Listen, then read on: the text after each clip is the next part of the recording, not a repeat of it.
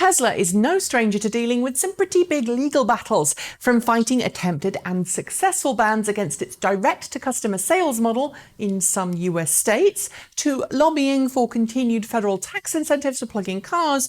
Tesla has a long history of doing battle with big oil, dealer associations and legislators alike to try and make it easier for it to do business. Despite everything that it's been doing of late, the new Model 3 variants, unveiling the Model Y, and going through a dizzyingly rapid series of price changes and policies on stores, Tesla has also been busy readying itself to do battle with various automobile dealer associations and legislators over plans to expand, not close, Tesla stores, as well as fighting proposed legislation in Texas designed to stop it from even servicing its own cars in the Lone Star State.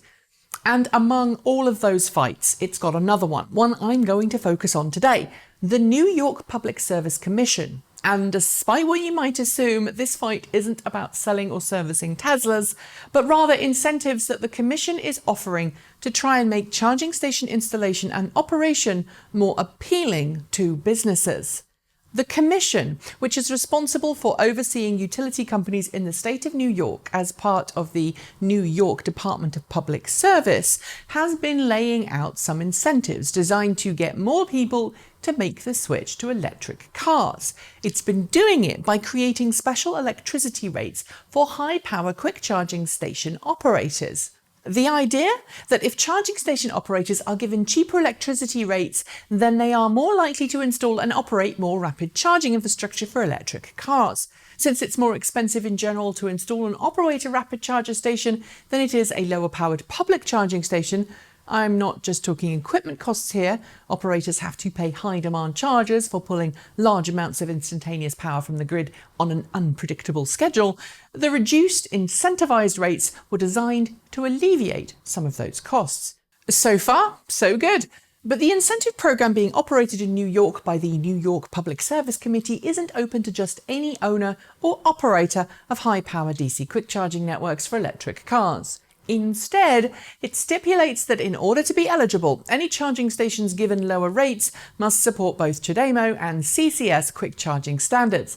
And that's upset Tesla, which says that it's being discriminated against. In a petition to the Commission, Tesla has said, quote, Tesla respectfully urges the Commission to refrain from discriminating against Tesla and undermining New York's ability to achieve its zero-emission vehicle and greenhouse gas reduction targets by reversing the order.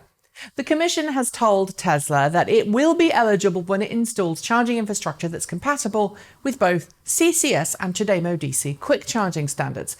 And those are the two main rapid charging standards adopted by the rest of the auto industry, US, European, and Japanese car companies. In response, Tesla has said the burden of installing the additional infrastructure would be cost prohibitive. It also says the original definition of the NYPSC of publicly accessible is too narrow. It argues that publicly accessible should only refer to the physical space around the charging station, not the type of charging plugs on the units themselves. It also points out that it made its charging technology available to other companies and thus isn't a closed walled garden through its open source pledge. At the time of writing this script and filming it, however, it hasn't actually agreed with any other automakers to share the superchargers. In refusing to allow it eligibility to the program, it says the New York Commission is penalizing it for being the first to market and developing a high-powered charging network of its own when other rapid charging standards were both poorly deployed or limited in their total power outputs.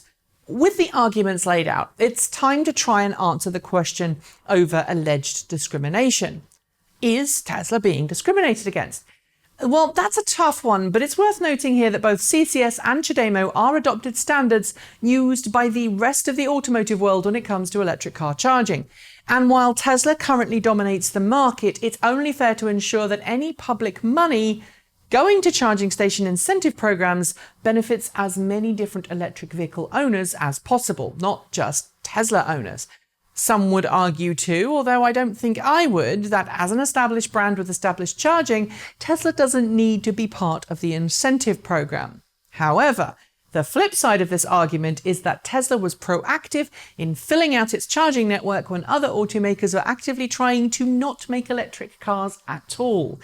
Personally, I don't feel Tesla is being discriminated against, and instead is not really solving the problem very effectively.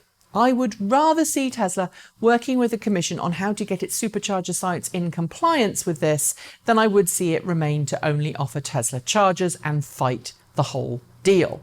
Yes, it did offer other automakers a chance to use supercharger tech, but it's totally conceivable that Tesla could offer at least one non-Tesla supercharger at its sites.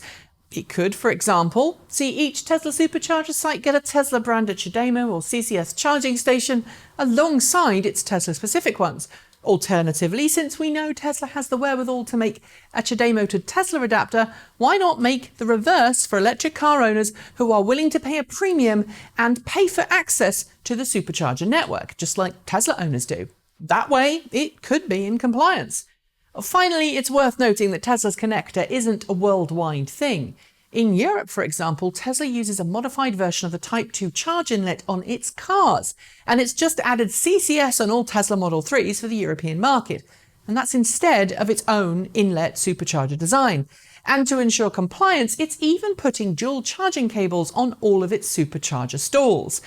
While I'm not arguing that every stall should get that treatment, it would be interesting to see Tesla offer the supercharging experience to non-Teslas. I think it could dominate the charging market that way. Frankly, it might also be a way for the company to earn some extra money. Don't you agree? That's it. Thanks for watching. Let us know if you liked it or didn't like it below. Scribble a comment, hit the notification bell so you don't miss out on a single episode. And if you want to support the show, there are 3 ways you can do that in the show notes below. We'll be back soon with more content, but until that time, keep evolving.